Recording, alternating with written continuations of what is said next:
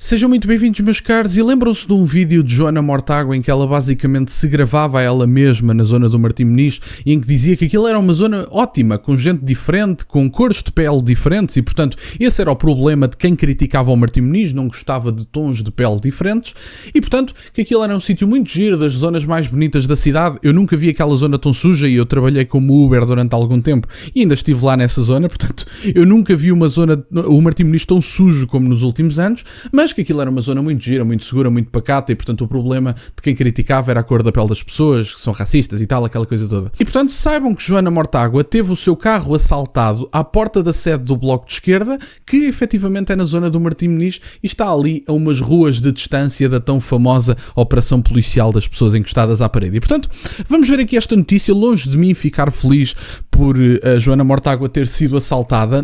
A desgraça dos outros não me deixa feliz, ao contrário da malta de esquerda, que odeiam ricos, por exemplo, etc. Mas que efetivamente isto tem o seu quê de irónico e tem o seu quê de karma, digamos assim. Tem. Vamos então ouvir este vídeo, esta notícia e falar aqui um bocadinho sobre o assunto. Nunca tive nenhum problema no Martim Moniz, ao contrário de outras zonas da cidade onde já fui assaltada e onde já tive alguns problemas. Acho engraçado porque de facto é comum.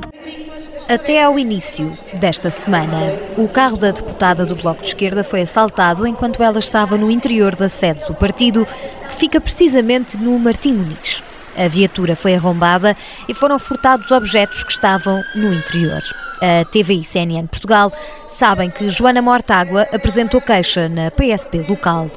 O Martim Moniz fica paredes meias com a Rua do Bem Formoso, a rua que gerou polémica com esta imagem de vários imigrantes encostados à parede. A polícia justificou a operação com o aumento da criminalidade e garantia que havia situações de violência com recurso a armas. O Bloco criticou a ação da polícia. Desta operação resultou a detenção de uma pessoa. Sobre o assalto, Joana Mortágua disse à TVI CNN Portugal que comunicou o desaparecimento de uma mochila.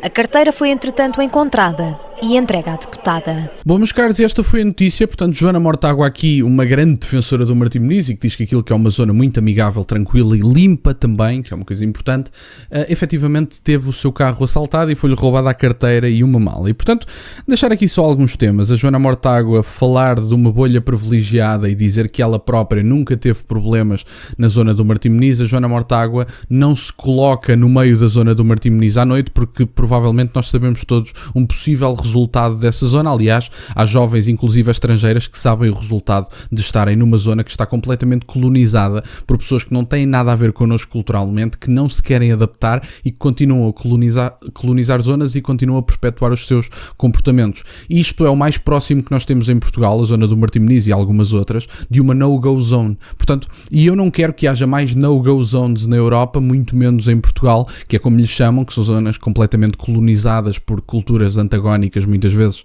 ao ocidental, e não acho que seja aceitável que um país que não é destas pessoas continue a ser tratado como se fosse, e estas pessoas trazem para cá hábitos culturais diferentes e são perpetuados em determinados guetos que são criados, e o Martim Moniz é um autêntico gueto. E, portanto, é completamente uma colónia indostânica, acho que ninguém estranhará que eu diga isto, e, portanto, na altura, a Mariana Mortágua e a Joana Mortágua, o Rui Tavares, a Inês Sousa Real, o Pedro Nuno Santos, o Paulo Raimundo, andaram muito tranquilos na zona do Martim Moniz a dizer isto é só gente boa, até gravaram aqueles vídeos completamente ridículos dos imigrantes a saírem dos restaurantes e os imigrantes traziam coisinhas para eles comerem e havia ali um grande entretenimento e um grande convívio. Pedro Nuno Santos depois também foi jantar com aquele senhor, líder da comunidade do Bangladesh, ou que líder é que é, um senhor chamado de qualquer coisa Rana, uma coisa assim do género, não me recordo agora do nome do senhor, e o Pedro Nuno Santos foi lá, tirou fotos, todo contente, e que diz que ficou chocado com a operação policial. Dizia a Mariana Mortágua,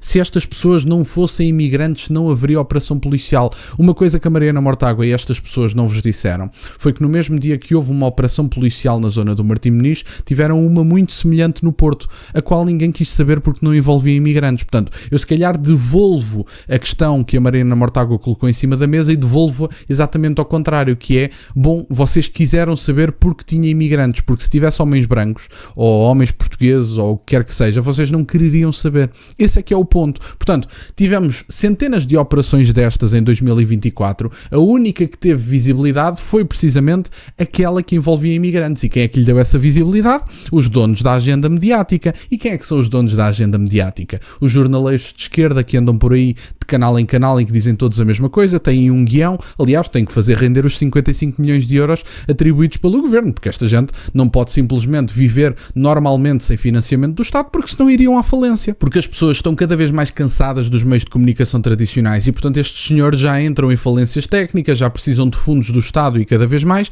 porque senão não sobrevivem. Vocês têm uma cartilha exatamente igual. Uma pessoa que se sente depois de um debate de André Ventura, por exemplo, que se sente em frente a uma televisão, não há um debate que o André Ventura tenha ganho nas televisões portuguesas. Não há um debate. André Ventura conseguiu, entre 2019 e 2025, passar de 1, 2, 3, 12 deputados para 50, sem ganhar um único debate segundo as televisões portuguesas. E eu pergunto como é que isso acontece. E depois há muitos comentadores que dizem assim, bom, mas André Ventura vem para aqui e dá espetáculo. E portanto ficam chocados que André Ventura joga as regras do jogo.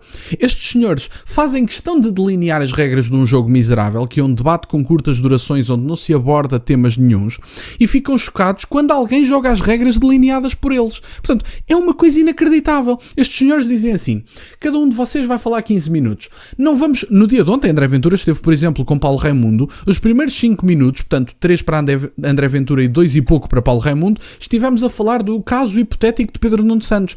Os minutos a seguir, falámos um bocadinho das tarifas de Donald Trump. E aí foi mais de meio debate ao ar. E o país, bola. Eu não digo que as tarifas não tenham um efeito na economia portuguesa, mas eu posso-vos garantir que os portugueses estão muito mais preocupados com outros temas, querem ouvir soluções para outras coisas. E, portanto, para terminar e para sintetizar basicamente tudo o que eu disse, a nível nacional, as pessoas, principalmente nas televisões portuguesas, dizem que André Ventura não vence um debate. E isto é um símbolo de que os meios de comunicação tradicionais estão colonizados pelos donos da agenda mediática dominante, que é, efetivamente, a esquerda portuguesa, que tem comentadores em todo o lado e etc. Para terminar, esta questão dos debates, e até repetindo um bocadinho, mas adicionando aqui uma novidade, que é esta questão dos debates. Os debates são um registro muito mau, são de curta duração, são incentivados conflitos e trocas de bocas a nível de debate pelo próprio jornalista, e depois Anselmo Crespo vem para a televisão e diz assim, bom, mas não se debateram grandes propostas, bom, mas não houve novidade, que eu também já ouvi esta, não houve novidades nos debates. Reparem numa coisa, não mudou um único líder partidário de há um ano para cá. Estamos exatamente, mais ou menos, tirando aqui as tarifas, estamos exatamente no mesmo contexto a nível internacional.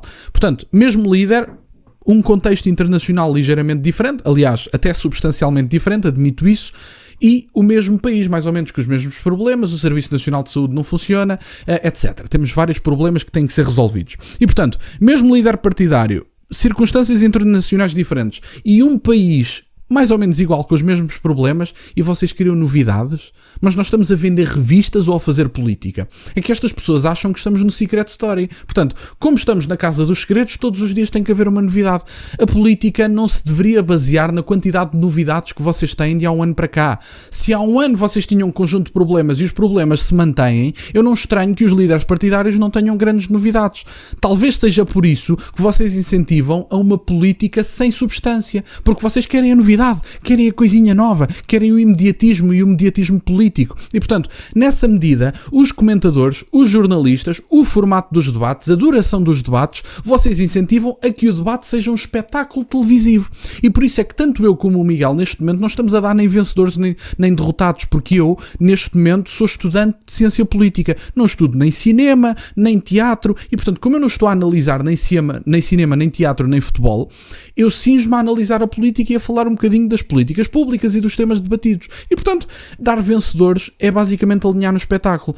E a única coisa que eu acho interessante é que as pessoas fiquem chocadas que André Ventura joga as regras delineadas pelos meios de comunicação tradicionais, que é dar espetáculo em direto. E, portanto, acho muito bem que dê espetáculo. Vocês delinearam as regras, agora aguentem-se, porque o homem sabe jogar o jogo que vocês delinearam. E, portanto, é um bocadinho por aqui. É o equivalente a eu convidar-vos para jogar Monopólio. O Monopólio tem regras, vocês ganham-me dentro das regras do Monopólio, monopólio e eu fico chocado. Não, caramba, vocês tiveram mais casas e mais hotéis precisamente porque jogaram as regras do jogo, que é o que se está a passar nas televisões portuguesas. Mas enfim, era isto que eu tinha para partilhar, meus caros. Já fugi até muito ao tema, já estive aqui a divagar.